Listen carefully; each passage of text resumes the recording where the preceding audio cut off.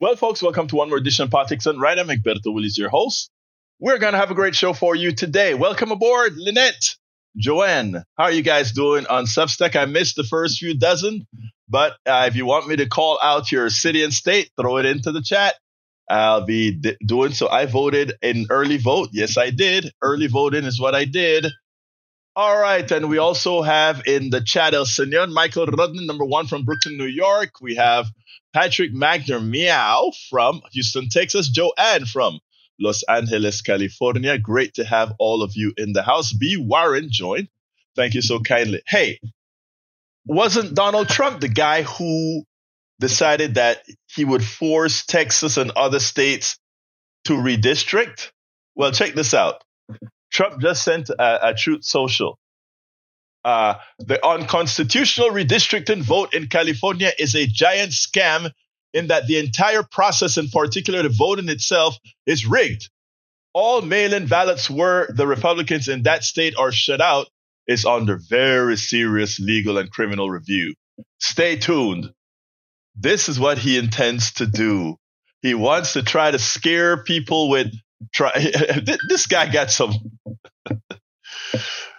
Oh boy, this is so funny. This is so funny. Donald Trump is a scammer.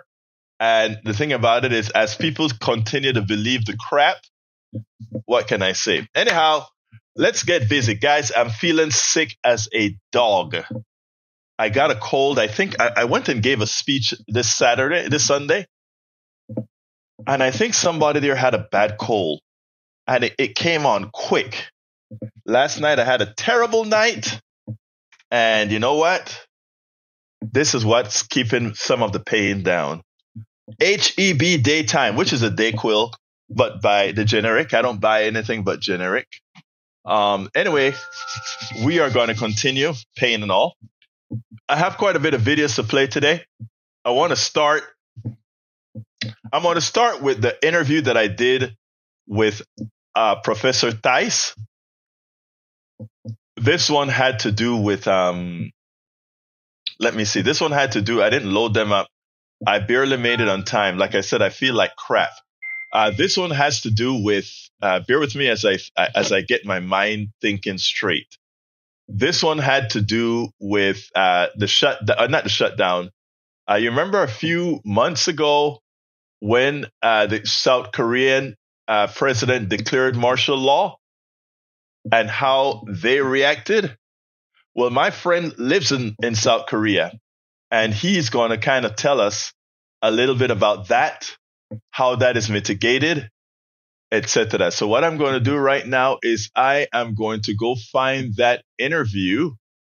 That's number one right there, and play that interview right this minute. Welcome to another edition of Politics Done Right. I'm Egberto Willies, your host. Today I'm honored to have a good friend of mine, a professor, Dr. John Thijs, who is a political science professor at a major college here in Texas. Professor, thank you so kindly for being here on Politics Done Right. Hey, my pleasure, Egberto. Today we are going to be discussing freedom. We're going to be discussing what occurred recently in South Korea when martial law was declared and how it applies to what we are going through right now in the United States of America. And there's no one more competent and qualified to discuss this subject than Dr. John Thijs. So, Dr. Thijs, thank you so kindly for being here with us. No problem. John, you're over there in Korea. What are you doing out there? I kind of woke you up early. So I had a semester of leave that I had accrued. So I decided to come and spend the semester here following up on. So in 2023, I was awarded a Fulbright fellowship and came to Korea and taught for a semester. And I liked it so much that when I had another semester I could take, I decided to come back. Well, that is great. Well, I want to get right to the punchline. Many people in the United States believe that Donald Trump, the current president of the United States, is marching towards creating a platform to declare martial law or some sort thereof. Now, recently in Korea, last year, in fact, there was a president that kind of followed some of what Donald Trump is doing, and he was summarily rebuffed. Why don't you kind of tell us how South Korea got there and how they mitigated that reality? So Yoon Suk-yeol was the president. He was elected as the president of the People's Power Party, which is the conservative party here in Korea. And they had midterm elections, and the opposition Democratic Party won a majority of seats in the legislature. And the Democratic Party was not behaving the way the president wanted. So on December 3rd, I woke up in the States with the news that Yoon had declared martial law. And so I watched his talk, his speech, why he was declaring it, and it just echoed all the things. So just a little background, I had grown up in Korea from 1962 to 1980. So I experienced martial law under Park Chung-hee and Chun Doo-hwan, two presidents then. I lived through a coup d'etat in 1979, a lot of pro-democracy protests in the 70s, early 80s. So I had seen presidents declare martial law before, and what Yoon was saying when he declared martial law was simply exactly what Park Chung-hee and Chun Doo-hwan had said before, that there were communist influences in the opposition party. I can understand Yoon's frustration. He was trying to get a budget passed, and the opposition party wouldn't pass the budget that he wanted. And so he basically saw it as a way to get the control of the country that he couldn't have with the legislature in the opposition party hands. So he declared martial law. Literally within an hour, people were in the streets. The National Assembly is on Yeouido Island. It's estimated there were 200,000 to 300,000 people came out. This is now in the middle of the night. Yoon tried to get the military to take over the National Assembly because in South Korea, if a president declares martial law, after the experiences that they had, the National Assembly can force him to take back the martial law. So the National Assembly was trying to meet. The place was surrounded by soldiers. A couple 100,000 Koreans came out. And the National Assembly was able to meet. They voted to tell Yoon to get rid of martial law, to undeclare martial law, which Yoon ultimately did about 6 hours after he declared it. But then, of course, there were calls for his impeachment for carrying out an act that was clearly out of bounds. Right. I mean, I think, you know some of my work in Kingwood, and the work with deliberative dialogues, the work with public achievement, the various projects that I do are always aimed at getting people left and right working together to solve problems in their community, to talk about issues in their community. That's because I think democracy is really about compromise. And we have to be able to talk to each other to find out where the common ground is, to find out where the compromises can be. And in Korea, the opposition and the gut ruling party under Yoon, they weren't willing to compromise. And Yoon tried martial law as a way to simply get its power, and it backfired. And so I was actually in Korea last Christmas for about a month when all this was going on, and there were massive protests in the streets, about 200,000 people demanding the impeachment of Yoon. The legislature voted once. They didn't quite get enough votes. Then on the second time, they were able to impeach him. That then sent it to a constitutional court to decide if he would be removed from office.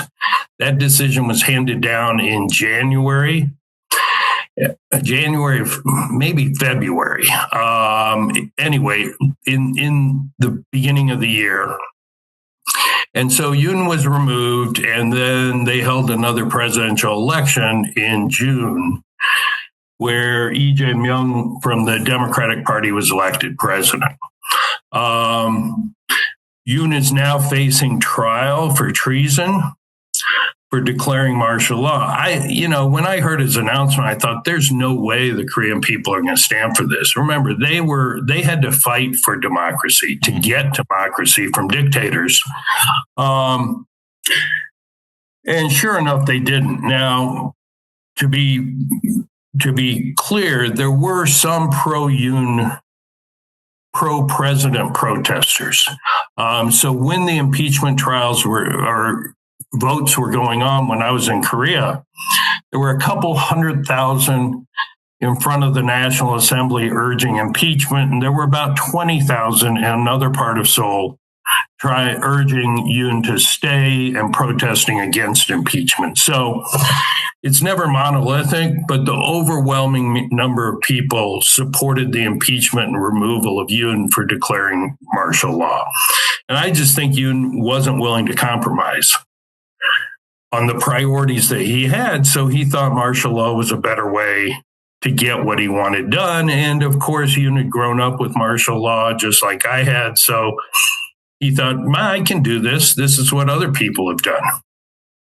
Now, let's look at parallels now between what occurred in Korea and what is occurring here in the United States. It seems to me like Donald Trump is toying with the idea. He's laying, not necessarily that he's going to do it, but he's laying a foundation that in case he does it, just maybe he hopes it succeeds. Two questions then. Do you think he will do it? Well, three questions that is. Do you think he will do it? Do you think our own military would consider that a legitimate order? And three, do you think the Americans, the population, the populace at large, has what it takes, as the South Koreans did, to actually save their democracy? So, one, I don't think he would do it. I think it'll be more subtle. I'm disturbed by him wanting to send National Guard troops into cities over the objection of the governors and the mayors and even the police departments of those states and those cities. That's not a proper role for the federal government.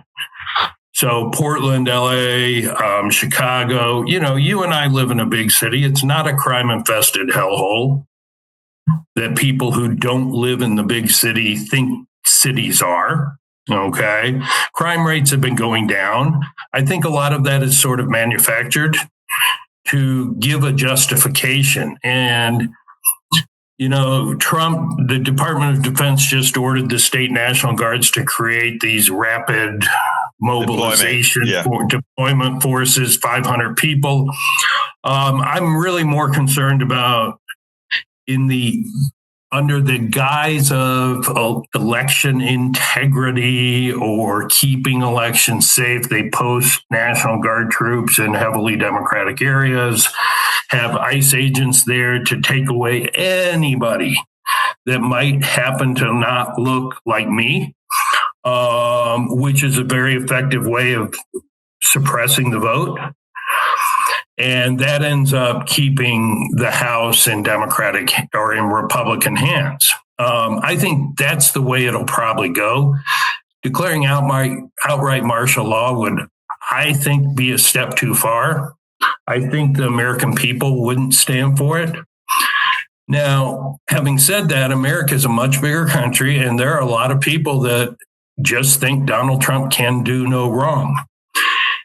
And one of the things that I think, so there's a really good book by a political scientist named Murray Edelman, who talked about the symbolic uses of politics. And he said, for some people, politics is about getting things. Okay. So Jeff Bezos wants contracts from the Pentagon for his web service, and Elon Musk wants to sell NASA his services, and Palantir wants to make money from dealing espionage. With federal data. So for some people, politics like that is immediate. It's personal, and they behave very rationally. But for most of us, politics is something distant. It doesn't affect our lives directly on a day-to-day basis in the same way. So most people in America are working, are trying to spend time with their family, are engaged in their daily lives, and politics becomes something distant that they participate in once every 2 or 4 years, maybe in a protest here and there. And so politics is not a rational activity, it's emotional, it's about symbols. And Donald Trump has very effectively sold about a third of the American population a set of symbols that he's going to save them from the urban decay and urban blight and the violence in cities. He's going to save them from the illegal immigrant hordes crossing the border to take their jobs and take their benefits from government and access their free health care and all that. And so those are emotional feelings that people have. So I think if Donald Trump does try to do martial law, a large chunk of the American people will come out in the streets. I don't think the military would fire on American citizens. But I also don't think that Donald Trump cares much if citizens go out on the street. You saw his reaction to the No Kings protest, dumping shit on people on his AI video. So that's what he thinks of citizens. And so I think he just hunkered down and waited out and hoped that people have to go back to work and go back to their lives. And, you arrest the instigators and the leaders and hope everybody else goes back. So I'm not sure how it would end up. I think the people would not want to stand for martial law, at least a large percentage of them. But there's a big chunk that would say that's good. That's what we need. These liberals, these leftists need to be put in their place. Now, ultimately speaking, you talk a little bit about the election. Do you think that ultimately the voter suppression that he's likely to try with both ICE and the Border Patrol and others will fail, or do you think that may actually succeed in letting them hold on to the House? I think there's a lot of disgust with Trump and his policies. So, but with the gerrymandering, it's going to be close, It's hard to say either way. Let me tell you, gerrymandering is a two-edged sword. In order to get those other districts, they have to dilute their Republican districts that are already there. In a close election or in an election where Donald Trump is going to inflict a lot of pain on just about every demographic except the rich. And when I say demographic, I'm not talking ethnically necessarily, but class and wide. Sure. Right. Don't you think that this urge to gerrymander Florida, Texas, and Indiana could actually backfire? It could backfire, especially with a candidate like James Talrico, if he ends up being the Democratic nominee, because he has a very good message to working class. Right. It's interesting that you brought up Talrico, because a lot of folks are looking at many others, and I have actually come down to believe that the electable Democrat in this race, in this year, in this time, based on his own personal realities, both medically and otherwise, working class medically and otherwise, including a bit of religiosity, it seems to me like he fits Texas like a glove. Your thoughts on that? I think he does. I mean, I think Talrico's a progressive Christian who provides a counterweight to the Christian nationalism of Abbott and Patrick and so many of these other people in Texas. He gives Christians an alternative view, and that's really important. I mean, and you and I have had discussions in the past. I think running as a progressive with a strong message to working class people that it's bread and butter, and you stay away from the issues of gender identity and those sorts of things. Every human being has a right to basic civil rights, regardless of their gender identity, sexual orientation, or anything. But elections should be fought on the pocketbook issues, the bread and butter issues of the economy, and progressives have a good message on that. Absolutely so. Well, look, Dr. Theis, I'm going to close it down here on this particular issue. I want to thank you so kindly for having been on Politics Done Right to discuss this most prescient issue. Well, my pleasure to be here. It is funny because I always wake him up in South Korea. They're like, I think 12 or 14 hours ahead of us. And it's like, I can never get the time right. Hey, Doc, how you doing?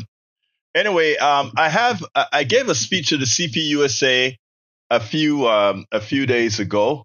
Actually, on Sunday, I think that is where I got this cold. And I want to play this. And this is going to tie right into what my brother here talks about, which is Patrick. Patrick is going to have a discussion with us sometime here live on this issue. But this is my take. And later, I'm going to want to have Brother Patrick's take as well. So let's go ahead and do that now. We cut a few corners. Yeah, I know. All right. Anyway, buenos dias todos. Good morning, everybody. How's everybody doing today? Good. Great. First of all, I want to thank Bernard. Bernard and I go back a long, long time.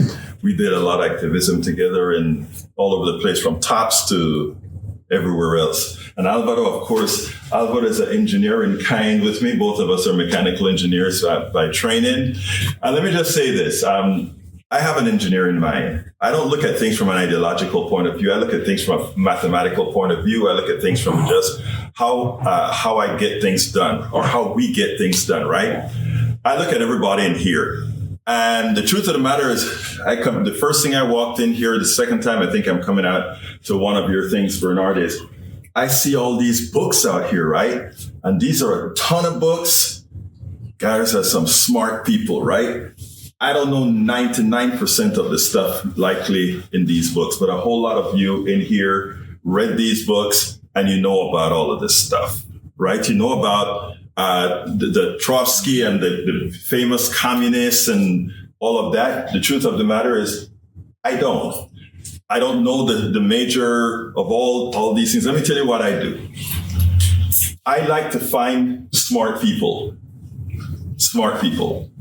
And I take what smart people have to give and what engineers do with things from smart people. Alvaro could tell you, engineers take the intellect of scientists and they make something useful for society out of it. That's what engineers do. They're not necessarily the smartest people on the planet. They're not necessarily any of that. They take the best out of absolutely everybody and make something useful for society with it. On my way here, I had two subjects that I was going to talk about. The first one you heard because you're at the other place. I was going to talk about Medicare, but they always tell you when you come to a room, you look at the room and you try to figure out where the people are. And guess what I see here? And you're magical young people, which is great to see. You're young to be. You're young to. It's okay. You know, I see young people, right? Some of us are young at heart. And the rest of us are young at heart, right? Okay. So then in choosing the subjects, I said, the other thing I'll talk about then is AI. Who knows anything about AI right here? Who likes AI? Who thinks they like AI? Okay. Oh, I'm glad you said that, right? Look, we talk about capitalism and all that sort of stuff. Let me say this, and you can broadcast this everywhere. Capitalism is a failed economic system. We all know that. That part I do know. Capitalism is a failed economic system. But the one important thing that I'd like to talk about is AI and capitalism. AI cannot coexist with capitalism and have democracy. They are mutually exclusive. Anybody really knows what AI is? Can anybody kind of tell me what they think AI is? Anybody want to tell me that? Yes, sir. Artificial intelligence. I mean, beyond that. People look at AI like it's this magical thing, right? I program computers, I do all that kind of stuff.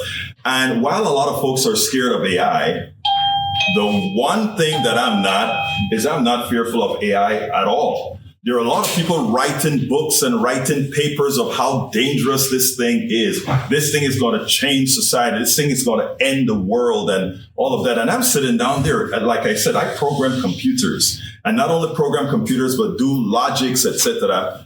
And I'm sitting down there, why are they doing it? And there's a real reason behind this. And I'm going to be having a discussion on one of my programs with somebody that disagrees wholeheartedly with my stance on AI sometime this week.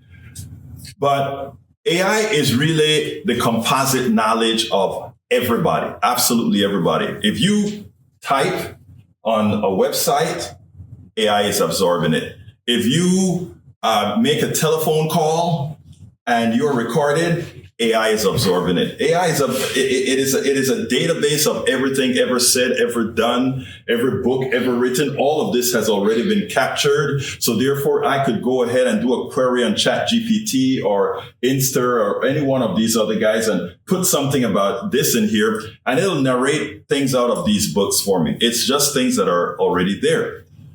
So what is the real problem with AI and capitalism, as I am trying to promote as what we could actually use as a sentiment necessary to get rid of capitalism as an ideology and make capitalism just the tool that it is. On the video, they pretty much try to say the distinction between communists and socialists is that socialists want to modify capitalism and the communists want to destroy capitalism and have a different thing. The truth of the matter is, I really don't care.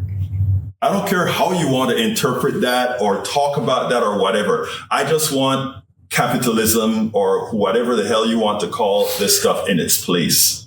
And its place is not taking care of us. Its place is not healthcare. Its place is not transportation. Its place is not energy. Its place is nowhere there. But AI, as it is today, what AI has the capacity to do is to pretty much turn us all from back into indentured servitude, right? Because again, with the capability that it has to get rid of jobs, I use AI as I'm doing my media. I use a whole lot of AI. If I hadn't used a lot of the AI, I likely would have been hiring a lot of people. Is that wrong or right? Well, I don't get enough. I don't make enough not to be able to be an efficient user of these tools. So how does that blend with working with capitalism or not? Look, the people that fear AI, they say it's going to take away our jobs. They say it's going to take away our privacy. They say it's going to use a whole lot of energy. All these things are true, but all these things are mitigatable, right? What do I mean? It's going to use a lot of energy. Well, we have, the truth of the matter is we have unlimitless energy. What's stopping energy right now? Capitalism. How is capitalism stopping energy right now? The way that we can use resources to build energy systems, it doesn't follow a capitalist model. There's not a big profit into generating free energy that somebody can't capitalize on. When we talk about how does it handle getting rid of folks? You have the call centers that are no longer going to be there, no longer in Costa Rica or Panama or all these places that they're putting call centers right here in the United States. All those are gone now. That's true. Engineers. The other day I said, I write programs. I used to write real-time operating systems and that kind of stuff. I told AI, could you go ahead and write me a program that does this on several cycles? And you know what? It did it. And I looked at the code and it was like, damn good code. And when I saw that code, I'm like, okay, you know who else are in trouble? The people that never thought they were ever going to be in trouble. Engineers and white collar jobs, now they're in trouble too. So that's a whole lot of jobs going. So then what are we going to do as a society? What are we going to do as a society? The truth of the matter is, why do I love AI? Because it's going to get rid of all these jobs. And why is that a good thing? Wouldn't you like to spend 75% more of your working time with your family, with your kids, and doing all kind of things? Wouldn't you like that? You know, I would. You know, if I could work 75% less time, I would. What is stopping that? It's the ownership of AI is stopping that right now. Who's the ownership of AI? We have Bezos and all the billionaires that are consolidating the ownership of these technologies. But does it really belong to them, or do they have the right to capitalize on it? Well, they do think that they do. But if AI is exactly what I said about the composite knowledge of all of us, everything that we do, all that we speak and all that kind of stuff, that knowledge doesn't belong to them. It really belongs to us, and it is upon us for us to go out there and tell the politicians or elect the politicians that are going to create the laws that are going to mitigate what's going on here. And that is what I'm advocating as when I talk about things like how do we mitigate capitalism and AI. Capitalism and AI. The reality, it is not something that should be unachievable. It is something that I think when people are educated on the subject, educated on how these things work, something that we should actually handle. And that begins by first remembering that the ownership of all that makes up AI isn't the billionaires and I know that sounds cliche,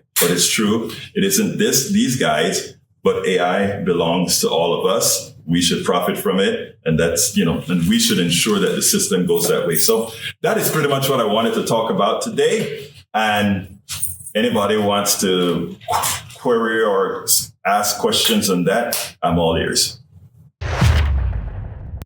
And after that, we had a 24-minute question and answer session. Anyway, I didn't put that out because, again, it was kind of long. Let's see what else we got here. Let's see. Patrick says the estimated additional energy needed for AI over the next 10 years is equivalent to 400 million households. Yeah, it's true. But, what I try to explain to folks, right, is we don't have energy shortages. We have capitalism. I mean, there are so many sources of energy that we have that we can't use. I mean, let me give an example. Every rooftop is a generator of energy. Every single rooftop. Suppose we had industrial policy in our country that says every rooftop will have solar panels and tied into a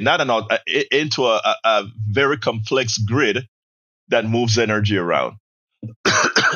There is never a shortage. It is about what we want to do and how we want to do it. So, but anyhow, we can go into that kind of stuff at another time. I have some other videos that I want to show. Bernie Sanders gave an interview to a podcaster recently. And Bernie Sanders said the most prescient thing that tells exactly what's wrong with the Democratic Party. And he did it in a minute. I want you to listen to this, and then we'll take it on the other side. The leadership of the party right now, this is the struggle that I had when I ran in 2016, right? What I said is open the bloody doors. Meaning let working class people in with all of their flaws. They may have said something 28 years ago they regret saying. Open the door. Open the door to young people. Open the door to people of color. As candidates, you mean? As candidates, as participants. You know that I was in West Virginia. I don't know if you know this. I went to West Virginia, I don't know, 2 months ago. Yep. I went to a county in West Virginia which voted for Trump. Okay. We had hundreds of people coming out. Unbelievable what I heard. Decent, hardworking, good people. Did you know there is no Democratic Party basically in West Virginia? The party's given up. Yeah. It's not only West Virginia. It's state after state after state. Democratic Party has abdicated, given up. They're not fighting for the working class, and it's not this. What the Democratic Party has been is billionaire funded, consultant driven, party, way out of touch with where the working class of this country is. And Bernie Sanders nails it. The Democratic, I spoke about all the hospitals closing in Virginia, all the hospitals closing in rural Texas. And we don't have a bus. I want you to imagine this. Imagine a whole bunch of Democrats jump into a bus and drive into areas that are being decimated by Donald Trump's policy and go out there with signs and mottos and be ready to take the heckles. Be ready to take the heckles. But go out there and encourage all those people that are going to come and surround your bus. Encourage them to come and talk with you. Give them the mic. Give them the mic and ask them questions. And first, let them tell you what their problems are as you're showing them these hospitals closing. Let them talk. And after they talk, that gives you the opportunity to answer. I did an interview. There's this guy that came out to talk at one of our No Kings. And when he really wanted to engage and so forth. But by the time he realized that he agreed with me with too much, he went into his corner. But not everybody's going to go into their corner. Some people are going to engage and get their minds changed. Of course, there are those that are immutable, but we don't care about those that are immutable. We care about those who are uninformed and when informed, decide to make the right choices. And that's what Bernie Sanders is talking about. There was a time when Alexandria Ocasio-Cortez was invited to go into West Virginia with a West Virginia congressman. And she accepted the invitation, and they were going to go out there and meet people. And guess what that guy did? He canceled the invitation. Why? Because they were going to go out there and have a conversation with people in West Virginia to really talk about what ails West Virginia. They don't want to talk about that. And you know why? Because West Virginians immediately realize that they are, in fact, progressive. And that's the whole thing. Anyway, I have another video. This one is from Nina Turner. I love me some Nina Turner. Nina Turner is very, very progressive. She was once Bernie Sanders, I think, director of the election, right? Taking care of the campaign, director of the campaign. And, they use her, the mainstream media uses her sparingly because she have a tendency to tell the truth, whether it's the truth that affects Democrats or the truth that affects Republicans. I want you to see how she answered this question, because as soon as she answered it, I sent her a text and I said, damn. I sent her a text that said, that you nailed it with these guys. She nailed it. I want you to listen to this and then we'll take it on the other side.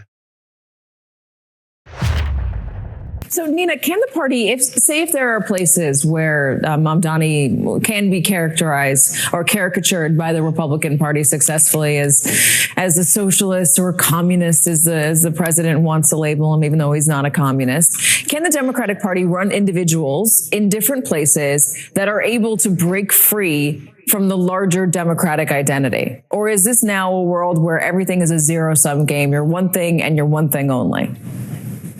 Okay, that's unfortunate. I mean, it's narrowed to that point, but that is not how I believe the everyday American people see it.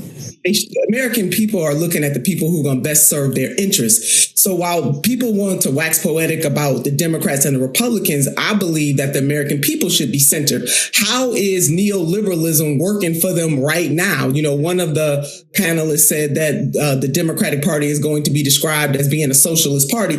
Well, how are things working right now? The last time I checked, the 2024 election, the neoliberal lost to President Donald J. Trump again. They tried to describe President Biden as a socialist. He said time and time again, I beat the socialists. So for all the economic pain that people have been feeling in this country, Katie, way before President Donald J. Trump came back into office, it was under President Biden, and now it is under President Trump. Last point, I am old enough to remember a candidate in 2008 who ran on Yes We Can. There was a reason why he ran on that, because the Democratic Party had failed to have a vision to provide provision for the people. That was a motivating message. And so to have people sit around and say, we can't have universal health care, where the majority of Americans, the majority of Democrats and the majority of Americans, by way of example, believe in Medicare for all by name. So to lay this as some kind of democratic socialism, no, it's what the American people want. And people like Chuck Schumer, people like Hakeem Jeffries, and some others, they are the ones that are out of touch with the needs of the American people. Madami won the primary. He won the primary in the great city of New York. And if things stay the course, he is going to be the next mayor of New York City. And she nails it, right? Everybody wants to say that somehow Mandami is some socialist that's going to end America. Look, how is capitalism, how is neoliberalism working for America right now? It isn't. 60-something% of Americans are a paycheck away from disaster. That's not an economic system that works. Now, if they had something like, these are working people. These are not people living on the dole.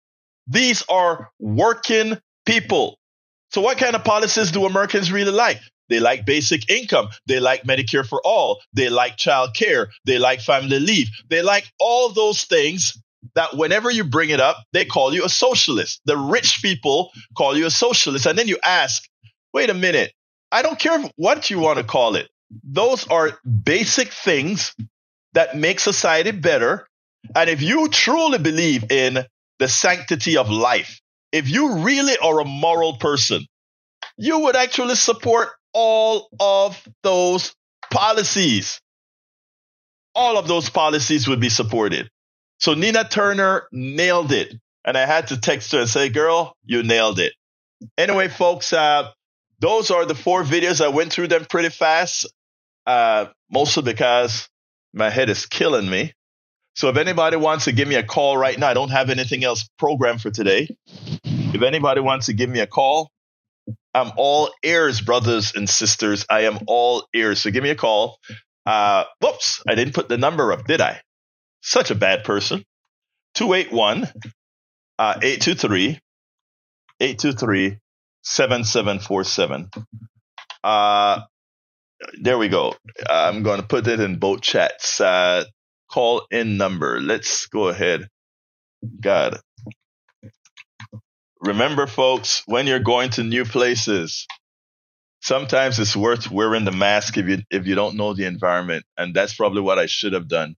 Worn a mask. I didn't. All right, there's a number. Anybody wants to call 281-823-7747. Give me a call and we can talk about whatever you want to talk about.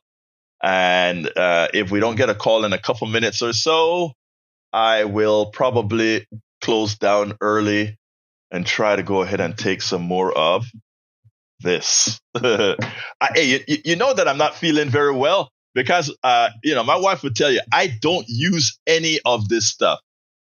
I don't use any of this stuff, but it was so painful today that I decided to use it. And I just decided to use it and say, okay, every 6 hours, I'm going to handle the pain. All right, folks, give me a call. Who's going to call me first? 281-823-7747. 281-823-7747.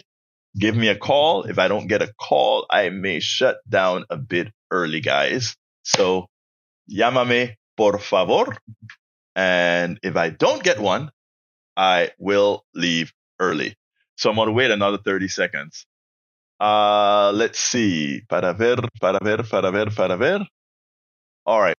Anyhow, there's another video that I really wanted to prepare for today. But like I said, I am in so much pain. I'm going to go get some. I took vitamin C and zinc. about a couple hours ago. Maz Maniac says, I hope you feel better, Egberto. I do too, because this weekend is our big Panamanian gala, where we have 100 Panamanians coming with the marching band to Houston, and we're having a huge gala on Saturday. We actually sold tickets to it. You know what? Let me just go ahead and show you guys what kind of stuff we do with the Panamanian stuff. Let me see. Panama, Texas connection. Anybody want to see what I do with some of the with some other organizations? This is a Panama, Texas connection. We're having a huge gala this weekend, and we are going to be having a good time, a really, really good time, where we're going to have some salsa, all kind of stuff. All right. Nobody's going to call. I'm going to wait until 50. The clock hits 50. And then if nobody calls, I'm going to shut her down early. I don't like to shut down early because you know how that goes. It's like some people come in right at the end. But I'll hold up a little bit longer to see if we get a call.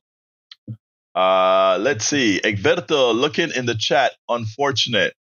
Not looking at the chat. Okay, that's okay, Michael. I know you've been under the gun yourself as well. But it is pantexconnect.org. Pantexconnect.org. If you want to check out our cultural website of Panamanian stuff. And it's a pretty, I did the website about 4 weeks ago for the thing. Okay, let's see. Egberto, Bernie reminds me of a short video I've seen recently. You want me to play that video? I'll play it. I'll play the video. All right, let's go ahead and do that. All right, let's go. All right. About this before, but I can't find them, and someone asked about this. So, why did the Senate hate Caesar? Put simply, he was arrogant and he was flouting Roman law and tradition. They hated him for that, but it goes deeper. His political reforms threatened to upend the status quo. So what were these radical reforms? To the modern lens, they sound kind of progressive. Number one, he was limiting the latifundia. The latifundia were like farming estate. They're like corporations. They were buying up all the agricultural land and using slaves to work it. Because they used slaves, it meant a lot of these Roman citizens couldn't find work in these areas, so they were flocking to Rome to find a job. So the city was overpopulated and crime was on the rise. Caesar's reform, the latifundia can no longer use slaves. They had to use Roman citizens, which meant they had to pay these citizens. Massively expensive. Not to mention a lot of these senators were partners with the latifundia. He's messing with the money! Number two, he extended Roman citizenship to conquered territories. Now, notwithstanding how xenophobic Rome was, Roman citizenship has a lot of benefits. You could enter into legal contracts. You're exempt from torture and cruel punishment like crucifixion.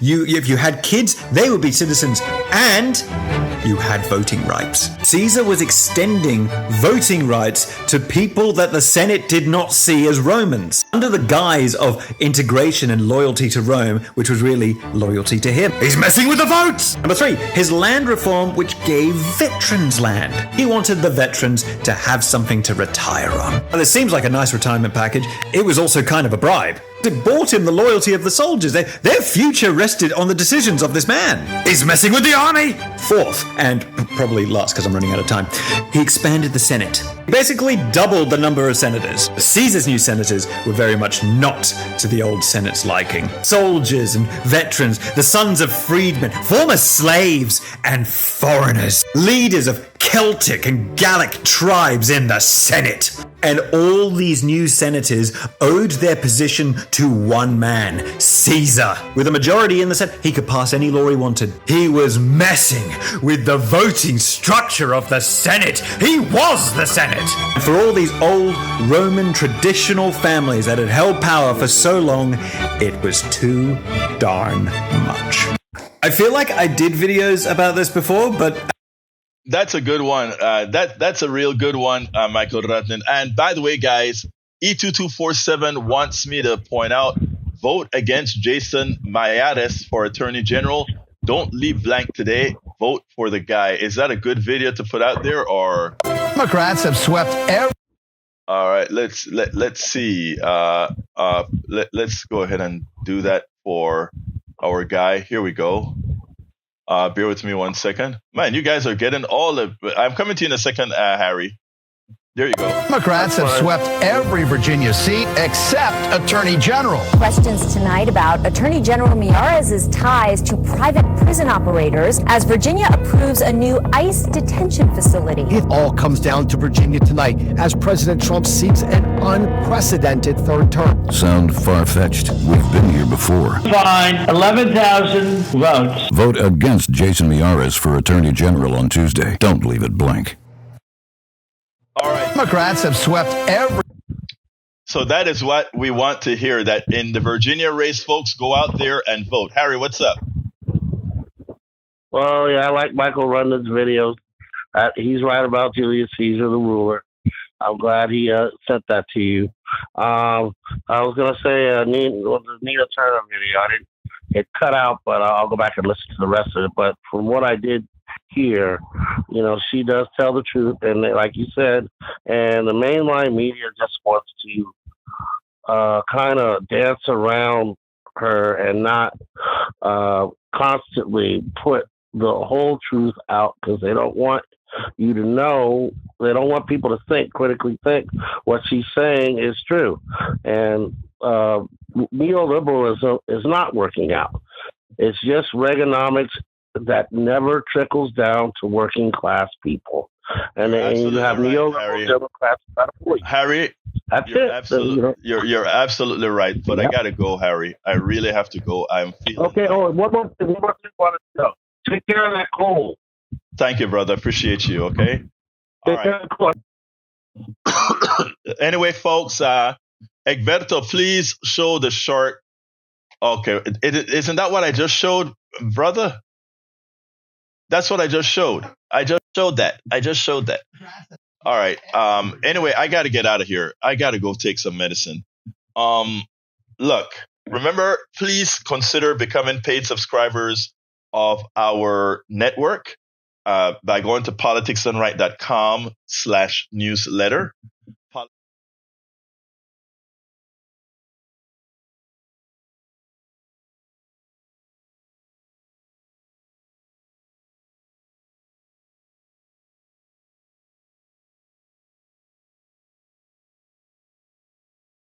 Sorry about that. Sorry about that, guys. Please go ahead and support the program however you can by going to politicsdoneright.com/newsletter and become a paid subscriber if you can. We cannot do this without you. I'm going to put the link in both chats, and then I'm going to head out of here. Here we go. That's a link to become a paid subscriber. Please help us out to do what we need to do. All right. Love you all. My name is Egberto Willies. This is Politics Done Right. And you guys know how I end this baby. I am what? Out.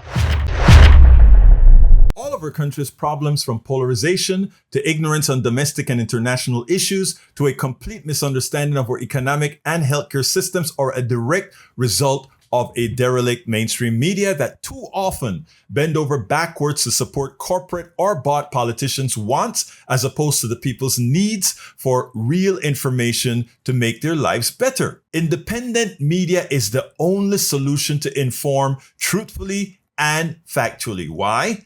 Because our loyalties are to you, the ones who fund us with small dollar contributions and subscriptions. Please consider supporting our independent media platforms by subscribing to our Egberto Off the Record newsletter at politicsdoneright.com/newsletter. Again, that is politicsdoneright.com/newsletter. It's an investment that pays incalculable dividends.